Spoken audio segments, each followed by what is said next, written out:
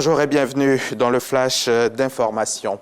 Tiemoko Melie Kone a pris part hier à Abu Dhabi à la World Policy Conference, la conférence sur la politique mondiale. Cette organisation indépendante qui réunit chaque année des décideurs, des chercheurs et des leaders d'opinion de haut niveau des 5 continents pour réfléchir sur la manière de contribuer à améliorer la gouvernance mondiale dans tous ses aspects et de promouvoir un monde plus ouvert, plus prospère, plus juste et respectueux de la diversité des États et des nations. Le vice-président a appelé à une action urgente et concertée. Le ministère d'État, ici en Côte d'Ivoire, donc le ministère d'État, ministère de la fonction publique et de la modernisation de l'administration, a initié un séminaire dans la ville de Jacquesville.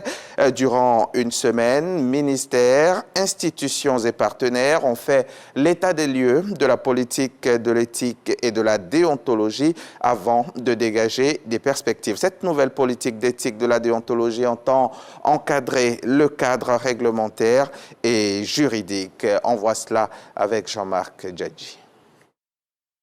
3 jours de réflexion pour s'accorder sur le texte final du Code d'éthique et de déontologie de l'administration publique.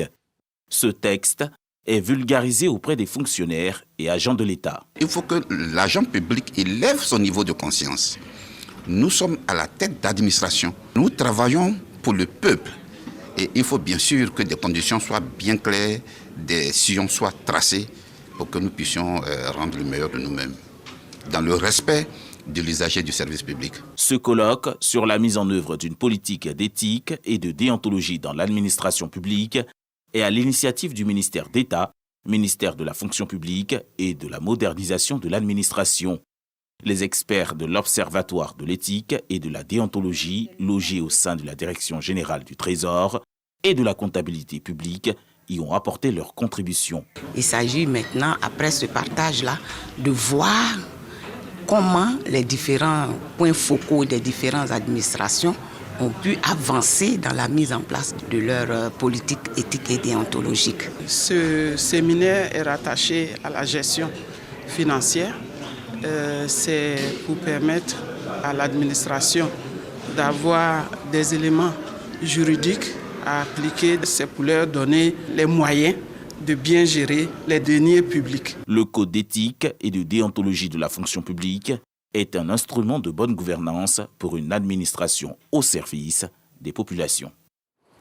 Le symposium international sur l'état civil en Afrique vient de s'achever. C'est la 2e édition, la 2e du genre, et elle a réuni de nombreux experts, des décideurs politiques et des représentants d'organisations internationales.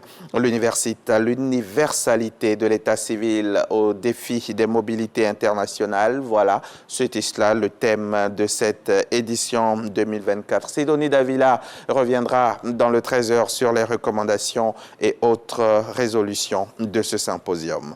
Selon une enquête menée par l'agence de presse, des douzaines d'avions en provenance des Émirats arabes unis ont atterri ces derniers mois à Amdjaras au Tchad. L'aéroport se trouve à une 50aine de kilomètres de la frontière avec le Soudan. Il est souvent cité comme étant utilisé pour des livraisons d'armes dans la région. Au moins 86 avions provenant des Émirats arabes unis auraient donc atterri à Amdjaras depuis le début de la guerre au Soudan il y a 18 mois. Tous les journalistes s'appuient sur l'analyse de données de vol ainsi que d'images satellites. Les Nations Unies soupçonnent les Émirats arabes unis d'utiliser cet aéroport pour acheminer des armes à l'un des belligérants au Soudan, les paramilitaires des forces de soutien rapide du général Hemedti. L'opposition pro-UE manifeste à nouveau hier vendredi 13 décembre en Géorgie à la veille de la désignation par un collège électoral de grands électeurs du nouveau président. Un poste promis à l'ex-footballeur Mikhail Kavelashvili pour succéder à la pro-européenne Salomé Zourabishvili en rupture avec le parti au pouvoir. Ce pays du Caucase s'enlise dans une grave crise politique depuis les élections législatives du 26 octobre remportées par le parti au pouvoir. Ce samedi matin, au moment du vote pour un nouveau président, les manifestants se sont déjà donné rendez-vous à nouveau devant le Parlement. Et en Corée du Sud, le Parlement a adopté ce samedi une motion de destitution contre le président Yoon Suk-yeol pour sa tentative ratée d'imposer la loi martiale le 3 décembre dernier. Un total de 204 députés ont voté en faveur de la motion et 85 contre. 3 élus se sont abstenus, 8 bulletins ont été déclarés nuls selon le résultat annoncé par le président de la Chambre. Des dizaines de milliers de manifestants massés à l'extérieur de l'Assemblée nationale en attendant le vote ont explosé de joie à l'annonce du résultat. Voilà, c'est la fin de ce flash. Merci de l'avoir suivi. 13h pour le point complet de l'actualité.